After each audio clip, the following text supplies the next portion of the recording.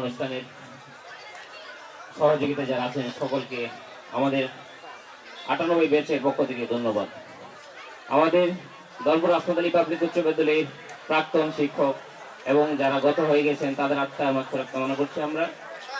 আর যারা আমাদের সামনে আছেন তাদের দীর্ঘায়ু কামনা করছি। আর বর্তমানে যারা এই বিদ্যালয়ে কর্মরত শিক্ষকবৃন্দ আছেন সকলকে আমাদের পক্ষ থেকে আন্তরিক ধন্যবাদ। এই বিদ্যালয়ে এই পর্যন্ত এরকম বড় কোনো অনুষ্ঠান আমরা এই পর্যন্ত করতে পারি নাই। এই অনুষ্ঠানের মাধ্যমে আমরা কিন্তু একসাথে হইতে পেরেছি, অনেকের সাথে আমরা পরিচিত হইতে পেরেছি। আমরা ব্যক্তিগতভাবে আমার পরিচয় দিচ্ছি। আমি মোহাম্মদ শামসুল আমিন।